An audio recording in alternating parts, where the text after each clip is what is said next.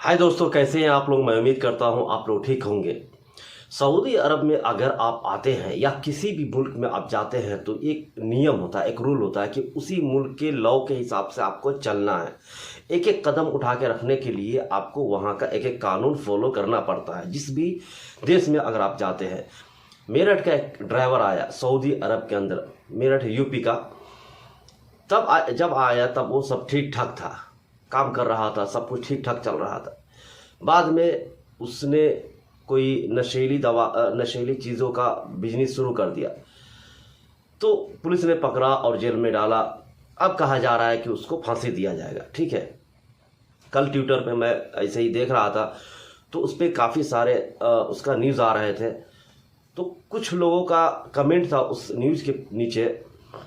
कुछ ने कहा कि जो हो रहा है ठीक हो रहा है, जैसी करनी वैसी भरनी। कुछ ने कहा कि नहीं नहीं, सऊदी अरब इस पे ज्यादती कर रहा है, ये वो। तो सबका अलग अलग प्रतिक्रिया थी, एक एक अपना अपना टिप्पणी होता, अपना अपना एक नज़रिया होता है। लेकिन मेरा मानना है दोस्तों ये कि जिस देश में भी आप जाते हो वहाँ जा कर के वहाँ के कानून को फॉलो करना आपका हक में होता है, वरना आप उस मुल्क में ना जाए। क्योंकि अपना अपना मुल्क अपना प्यारा होता है सबका। तो इनका मुल्क है, ये अपने हिसाब से कानून बनाया हुआ। हम कौन होते हैं किसी को कहने वाले ये कानून गलत है या वो कानून गलत है। अगर आप गलत कर रहे हैं तो इसका ये मतलब नहीं कि वहाँ का कानून ही गलत है, ऐसा नहीं होता है।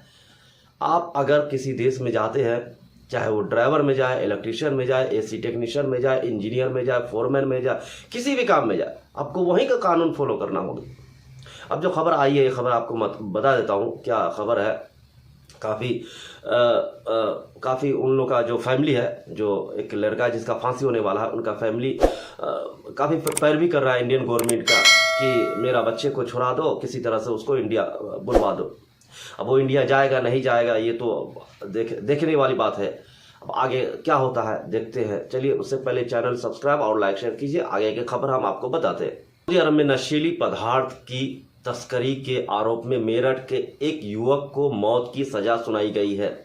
इंटरपोल ने मेरठ पुलिस को मामले की जानकारी दी और पुलिस ने जैद के रिश्तेदारों को सऊदी अरब में सुनाए गए फैसले से अवगत करा दिया है। जैद के परिवार में माता पिता के अलावा 7 भाई और 2 बहनें हैं। सऊदी अरब में नशीली पदार्थों की तस्करी के दोषी युवक को मौत की सजा सुनाई गई है। वो 15 जनवरी 2023 से जद्दा शमैसी सऊदी अरब के जेल में बंद है। इंटरपोल द्वारा मेरठ पुलिस को मामला से अवगत कराया गया है। पुलिस ने रिश्तेदारों को सऊदी में सुनाए गए फैसले की जानकारी दे दी है। मेरठ निवासी जैद कुछ साल पहले सऊदी गया था। नशीली पदार्थों की तस्करी के जुर्म में 15 जनवरी 2023 को गिरफ्तार कर शमैसी जद्दा सऊदी अरब के जेल भेज दिया गया। क्रिमिनल कोर्ट मक्का में जैद के खिलाफ सबूत पेश किए गए, जहां पर सुनवाई के दौरान जैद को सजाए मौत का आदेश पारित किया गया। सऊदी अरब के गृह मंत्रालय से इंटरपोल को जैद की सजा के बारे में जानकारी दी गई। इंटरपोल ने मेरठ के एसएसपी विपिन ताड़ा को अवगत कराते हुए जैद के रिश्तेदारों को इसकी जानकारी देने को कहा। रविवार को मुंडाली थाना प्रभारी सौमिया ने जैद के रिश्तेदारों को लिखित रूप से नोटिस भेजकर अवगत करा दिया। एसएसपी ने बताया कि जैद को मौत की सजा की सूचना उसके रिश्तेदारों को दे दी गई है। जनपद में भी जैद का आपराधिक रिकॉर्ड का पता कराया जा रहा है। जैद के रिश्तेदार इंटरपोल से पूरी जानकारी लेने के लिए दिल्ली रवाना हो चुके हैं। जैद लगभग 6 साल पहले सऊदी अरब के स्वालेह मोहम्मद कंपनी में ड्राइविंग की नौकरी के लिए गया था। ठीक ठाक सैलरी न मिलने पर वो वहीं के दूसरी कंपनी में ट्रांसफर करवा लिया। जैद को दूसरी कंपनी में नौकरी करते 1 साल बीता था कि उसकी गाड़ी की दुर्घटना में क्षतिग्रस्त हो गई।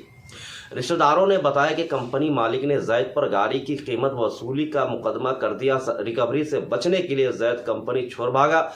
इस बीच उसकी सऊदी अरब के किसी पुलिसकर्मी से बातचीत हुई, यानी भाग करके काम कर रहा था तो किसी से बात किया होगा।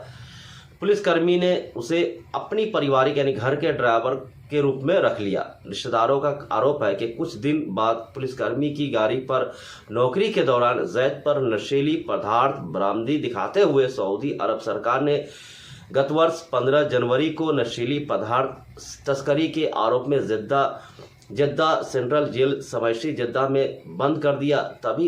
तभी से जेल में बंद जैद के ऊपर सऊदी अरब में मुकदमा चल रहा है। वहां के आंतरिक मंत्रालय में अनुमोदन के लिए भेज दिया है। साथ ही जैद के रिश्तेदार को भी बेटे की उचित पैरोकारी के लिए नोटिस भेजा गया है। जैद को सजाए मौत की खबर से परिजनों और रिश्तेदारों में हड़कंप मचा हुआ है।